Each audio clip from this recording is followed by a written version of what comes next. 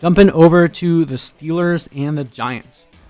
I feel like this game isn't really getting the respect that it deserves. This is going to be a very interesting storyline to observe. I want to know how this game turns out for Big Ben. We haven't seen Big Ben since his injury in week 2, and he looked pretty bad to start the year last year. But prior to that, he was the leading passer on the season, threw over 600 times, over 5,000 yards. How much of his arm strength does he have back? Who's his favorite target going to be? Is James Conner going to stay healthy? What does this team look like? They already have, some pretty key injuries on their offensive line. The Steelers have a lot of question marks, and I feel like the Giants are going to help us answer them because the Giants aren't exactly an opposing team either. But the Giants have a decent amount of question marks in their own right. Who's going to be the number 1 receiver for Daniel Jones? Golden Tate's dealing with a hamstring injury, and he's getting up there in age.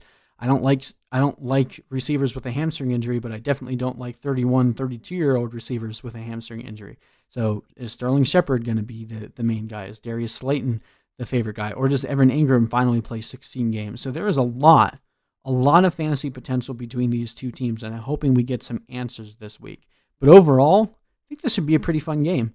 Over under 47, so one of the higher ones on the week. Steelers are projected to be the road favorites in this one. 26-20 is the implied point total.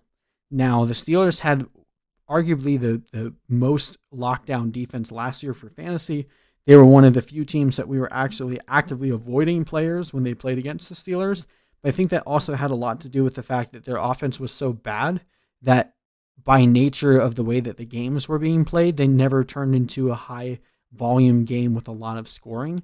So with Big Ben back and Ben's potential to throw a lot of interceptions as well, I don't think their defense is going to be as effective because of having to be on the field more often. It's kind of like, the Buccaneers defense will be better because Jameis Winston isn't throwing the ball, while the Steelers defense will most likely be worse because of Ben Roethlisberger throwing more interceptions, even though he'll also be scoring more points. So I'm going to reserve my judgment on avoiding players against the Steelers until we know exactly what this is going to look like. And then obviously the Giants, they got a little better against the run as the season went on, but they were pretty terrible against the pass all of last year. They had a few big key pickups this year, but we'll see if they can actually bring it together. Bringing in a new regime with Joe Judge there, it's going to be a make or break year to see if Dave Gettleman keeps his job there as GM. And I think this will be a pretty rocky start when you look at the Giants' schedule. I think they can actually be competitive in this one.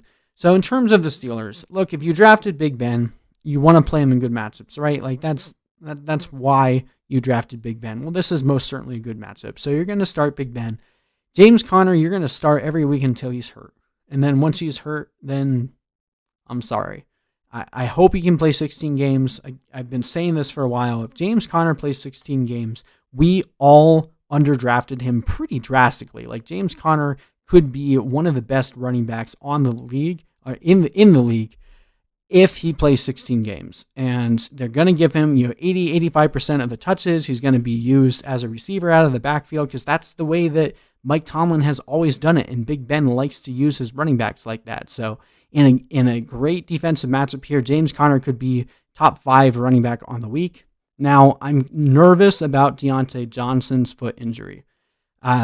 This is it's almost like a similar story with what happened with Juju last year. So everyone was pumped up for Juju. He was a first, second round pick. Everyone's excited about him. He absolutely killed it the year before. And then a few days before the season started, he had a toe injury. And he came out and he looked slow. And he wasn't able to cut nearly as crisply as he used to. And then Big Ben gets hurt. And then Juju gets concussed. And then he gets another injury. Like, thing after thing after thing started racking up for Juju. Whereas now we're in a situation where we haven't heard much about Juju. We know that Big Ben and Juju were working out in the offseason together, but he didn't show too much in camp. We don't know whether they were just trying to keep Juju healthy or if he's been, fading in the background. Diontae Johnson was getting some love from Big Ben, and then he has a foot injury. So he's saying he's fully healthy, but I'm not buying it. I'm nervous about Diontae Johnson in this one. with James Washington there, with Eric Ebron getting ramped up a lot in terms of what they're planning on using him for, Connor being involved, Juju going to get a lot of love, and potentially seeing Chase Claypool get involved, I want to hold off on Deontay Johnson until he shows us that he's healthy. When we're talking about absolute studs that you draft in the first couple rounds, I'll give them a pass if they tell me they're healthy. We don't know that much about Deontay Johnson yet. We haven't seen him with Big Ben. His breakout season was with Mason Rudolph and Devlin Hodges, so we don't know the chemistry that Ben is going to have with Deontay Johnson. I'm just hesitant.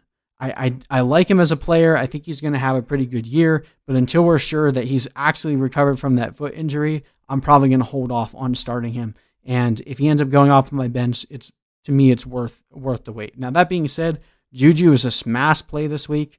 The last time we saw him with Big Ben, he still put up a decent amount of points against the Patriots, even in a game where they got completely routed. And I think Juju reminds us what a receiver he is heading into this game against the Giants. That, especially if Juju is able to go back into the slot with Washington and Claypool and Deontay Johnson able to operate in the X and Z role. Juju is going to eat a lot this year, and I really think he's going to start this game off pretty strongly. And I'd still be willing to start the Steelers' D just going against the Giants. If Daniel Jones isn't able to completely fix his fumbling issues, could be a pretty high-scoring game for the Steelers' defense in fantasy.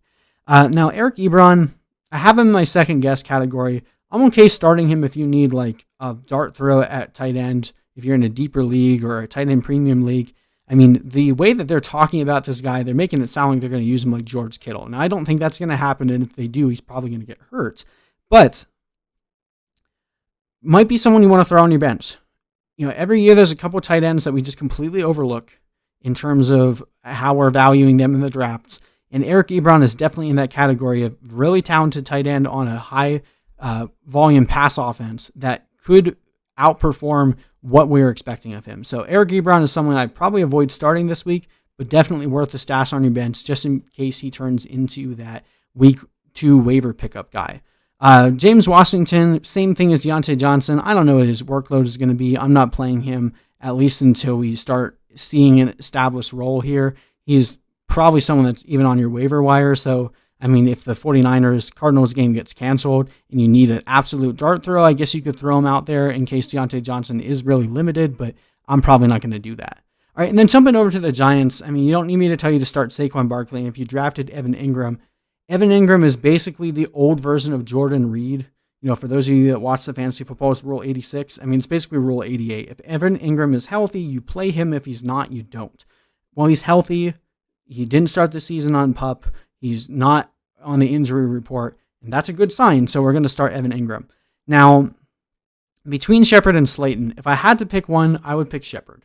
I think Shepard could end up still having a pretty good game here, especially if the Steelers start off with a couple of quick scores, and Shepard could end up, getting Will Fuller type workload in this game where it's like nothing crazy deep, not getting a lot of touchdowns, but could have like 8 or 9 receptions for 80 to 100 yards and have a pretty good game in PPR.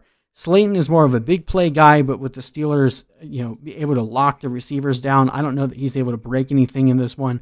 He has a very high bust potential for me. Same thing with Daniel Jones. Probably not going to roll him out against the Steelers. Want to see if the Steelers are able to impose their will on defense like they were able to last year. We'll wait and see with Daniel Jones. I think he'll have a pretty good year, but probably going to start off on the wrong foot here against the Steelers. Golden Tate dealing with a hamstring injury. I don't want anything to do with that, and I don't know that there's any point this year that you'll be starting the Giants defense.